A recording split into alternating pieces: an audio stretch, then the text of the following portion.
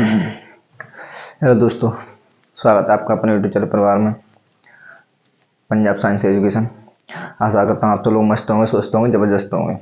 तो आज हम पढ़ने वाले हैं नागरिकता संशोधन अधिनियम के बारे में 1955 1955 के नागरिकता संशोधन अधिनियम के बारे में। इस किस अनुच्छेद में आता है? तो अनुच्छेद 2 में। अनुच्छेद 2 का संबंध किससे? नागरिकता से। किससे? नागरिकता से। अनुच्छेद 2 और एक अनुच्छेद जो मतलब भाग 2 में अनुच्छेद 5 से 11 तक, अनुच्छेद 5 से 11 तक ये अनुच्छेद हमने एक एक करके पहले पिछली वीडियो में पढ़ चुके हैं। तो 5 से 11 तक अनुच्छेद कितने हैं? 5 से 11 तक भाग 2 में अनुच्छेद कितने हैं? 5 से 11 तक। और ये अनुच्छेद हमने एक एक कर प्रत्येक अनुच्छेद अच्छी तरीके से पहली वीडियो में पढ़ चुके हैं, पिछली वीडियो में। अगर आपने वो वीडियो पहले ही नहीं देखी हो तो आप मेरे यूट्यूब चैनल में जाकर देख सकते हैं। तो आज हम पढ़ने वाले हैं नागरिकता संशोधन अधिनियम 1955। कौन सा पढ़ने वाले? नागरिकता संशोधन अधिनियम 1955 के बारे में। नागरिकता संशोधन 1955 और अनुच्छेद संविधान के किस भाग में आते हैं? संविधान के भाग 2 में। किस भाग में आते हैं? संविधान के भाग 2 में। तो पढ़ेंगे तो 5 मतलब नागरिकता संशोधन अधिनियम 1955 के द्वारा, नागरिकता संशोधन अधिनियम 1955 के तहत क्या है? ये 5 प्रकार से, इसके तहत 5 प्रकार से मतलब नागरिकता प्राप्त कर सकते हैं। मतलब भारत की नागरिकता एकल नागरिकता है। कैसी है? एकल नागरिकता। और इसके तहत हम 5 प्रकार से भारत की नागरिकता प्राप्त कर सकते हैं 1955 के तहत। अधिनियम 1955 नागरिकता संशोधन 1955 के तहत हम भारत की नागरिकता 5 प्रकार से प्राप्त कर सकते हैं। कितने प्रकार से? 5 प्रकार से। नागरिकता संशोधन 1955 के तहत हम भारत की नागरिकता 5 प्रकार से प्राप्त कर सकते हैं। कितने प्रकार से? 5 प्रकार से। नंबर 1 जन्म से। नंबर 2 वंश परंपरा के द्वारा। नंबर 3 पंजीकरण के द्वारा। नंबर 4 देशीकरण के द्वारा। नंबर 5 भूमि विस्तार के द्वारा। नंबर 1 जन्म से। नंबर 2 पंजीकरण के द्वारा, वंश परंपरा के द्वारा। नंबर 3 पंजीकरण के द्वारा। नंबर 4 देशीकरण के द्वारा और नंबर 5 भूमि विस्तार के द्वारा। अब इनके बारे में एक एक डिटेल से पढ़ेंगे हम कि इनके बारे में कैसे क्या प्राप्त कर सकते हैं, क्या हो। तो देखो, जन्म से प्रत्येक वो व्यक्ति, जन्म से समझिए पहले एक बार फिर से रिवाइज करेंगे। संविधान का भाग 2 किससे संबंधित है? नागरिकता से। किससे संबंधित है? नागरिकता से। और इसमें अनुच्छेद कितने हैं? 5 से 11। और ये अनुच्छेद मैंने एक एक करके पिछली वीडियो में पढ़ाए हैं। अगर आपने नहीं देखे हो तो पहली वीडियो जाके देख सकते हैं। किससे संबंधित है? नागरिकता से। हमारे भारत की नागरिकता एकल नागरिकता है। कैसी नागरिकता है? एकल नागरिकता। इसका प्रावधान एकल नागरिकता से मिलता है। और अब इसी नागरिकता और इसी भाग में ये संशोधन हुए हैं। तो नागरिकता संशोधन अधिनियम 1955 इसी भाग में, संविधान के भाग 2 में। तो अब हम पढ़ेंगे इस वीडियो में नागरिकता संशोधन अधिनियम 1955 को। तो नागरिकता संशोधन 1955 के तहत भारत की नागरिकता 5 प्रकार से प्राप्त की जा सकती है। कितने प्रकार से? 5 प्रकार से। जन्म से, वंश परंपरा द्वारा, पंजीकरण द्वारा, भूमि विस्तार द्वारा और देशीकरण द्वारा पंजीकरण द्वारा, वंश परंपरागत द्वारा, भूमि विस्तार द्वारा और जन्म से। तो हम पढ़ेंगे पहले जन्म से। तो प्रत्येक वो व्यक्ति जिसका जन्म 26 जनवरी 1950, जब हमारा संविधान लागू हुआ था। क्या हुआ था? संविधान लागू। तो संविधान लागू होने के बाद 26 जनवरी 1950 संविधान लागू होने के बाद प्रत्येक जो व्यक्ति भारत में जन्मा है, भारत में पैदा हुआ है, तो भारत का स्वतः ही नागरिक कहलाएगा। क्या कहलाएगा? नागरिकता। एक बार फिर से, प्रत्येक वह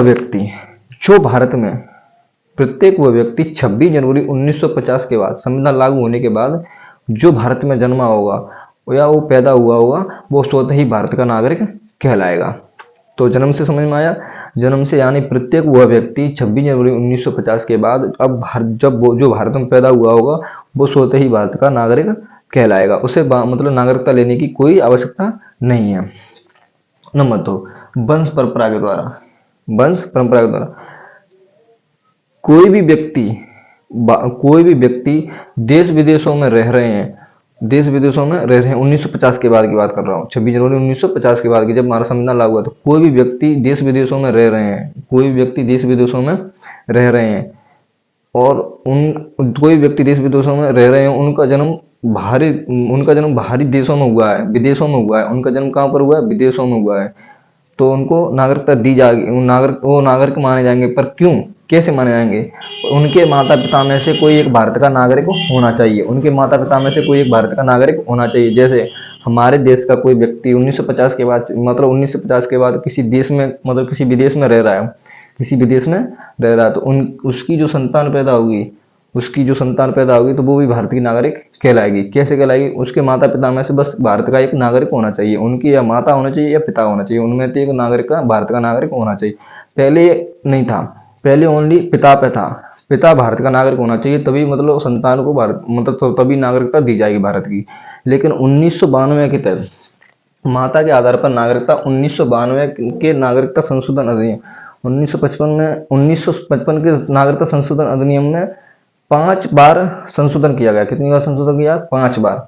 तो इसमें से जो एक बार संशोधन हुआ, माता पिता के आधार पर नागरिकता 1992 के नागरिकता संशोधन अधिनियम के द्वारा जोड़ी गई है। माता के आधार पर नागरिकता 1992 के तहत, 1992 के संशोधन के तहत जोड़ी गई है। माता के आधार पर नागरिकता कब जोड़ी गई है? 1992। तो माता के आधार पर अब मतलब क्वेश्चन आएगा कि माता के आधार पर नागरिकता, मतलब माता के आधार पर नागरिकता किस संशोधन में जोड़ी गई थी? तो कब जोड़ी गई? तो 1992 में। कब जोड़ी गई थी? 1992 में। और इस नागरिकता का प्रावधान किस मतलब संविधान के भाग में मिलता है? तो भाग 2 में। किस भाग में मिलता है? भाग 2 में। तो वंश परंपरा की नागरिकता समझ में आई। क्वेश्चन बस यही बनेगा कि 1992 के तहत वो माता के आधार पर नागरिकता किस संशोधन के तहत जुड़ गई? तो 1992 के तहत। किस संशोधन के तहत? 1992 के तहत। और उसके संशोधन में जुड़ी गई 1955 में, 1955 में। फिर आती है पंजीकरण के द्वारा। अब क्या आती है? पंजीकरण के द्वारा। तो पंजीकरण के द्वारा तो निम्न प्रकार से मतलब नागरिकता ले सकते हैं भारत की। पंजीकरण के द्वारा भारत की नागरिकता निम्न प्रकार से ले सकते हैं। व्यक्ति को कम से कम 6 महीने, देखो, व्यक्ति को कम से कम 6 महीने भारत में रहना होगा। व्यक्ति को कम से कम 6 महीने भारत में रहना होगा। व्यक्ति को कम से कम 6 महीने भारत में रहना होगा। और वे भारतीय नारियों से विवाह कर चुके हों। मतलब देखो कैसे ले सकते, पंजीकरण के आधार पर नागरिकता। व्यक्ति को कम से कम 6 महीने भारत में रहना होगा, एक प्रस्ताव देके व्यक्ति को कम से कम 6 महीने भारत में रहना होगा, उसके बाद भारत की नागरिकता उसे मिल सकती है। और दूसरी उसे उस मतलब वो या मतलब उस वो भारत या तो भारतीयों से, और दूसरी बात, या भारतीय किसी स्त्री से विवाह कर चुका हो, या भारतीय किसी स्त्री से विवाह कर चुका हो भारतीयों की से, या भारतीय स्त्री किसी विदेशी पुरुष से, मतलब विदेशी स्त्री भारतीयों से, मतलब भारतीय पुरुष से विवाह कर चुकी है, उससे नागरिकता मिल सकती है। लेकिन पंजीकरण के आधार पर है, पंजीकरण के आधार पर बता रहा हूँ। और नाबालिग बच्चे जो भारत में आ सकते हैं, जो भारत में आना चाहते हैं, नाबालिग बच्चे, उन्हें भी भारत की नागरिकता पंजीकरण के आधार पर मिल सकती है। देशीकरण के द्वारा भारत की नागरिकता भी हम प्राप्त कर सकते हैं। कैसे? जैसे कोई विदेशी नागरिक भारत में मतलब लेना चाहता है, तो उसे कम से कम 6 साल, मतलब 6 साल के लिए, कम से कम 6 साल, 6 साल या 2 महीने, 6 महीने, सॉरी 6 महीने भारत में रहना होगा। पहले भारत में रहना होगा। और दूसरे देशीकरण के आधार, और दूसरे देश की नागरिकता छोड़नी पड़ेगी।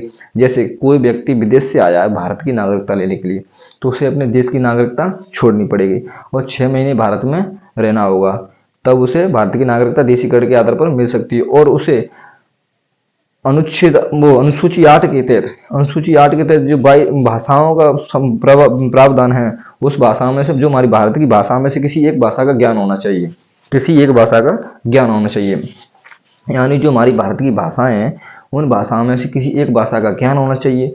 और दूसरी बात, उसे अपने जो पहले देश की नागरिकता है वो छोड़नी पड़ेगी। देशीकरण के आधार पर बता रहा हूँ, उसे वो पहली भारत की नागरिकता छोड़नी होगी। तो यानी हम देशीकरण के आधार पर नागरिकता कब ले सकते हैं? पहले जो विदेश की जो पहली नागरिकता है वो छोड़नी होगी, और अपने जो भारत में जो भाषाएं बोली जाती हैं उनमें से किसी एक भाषा का ज्ञान होना चाहिए। नंबर 5, भूमि विस्तार द्वारा।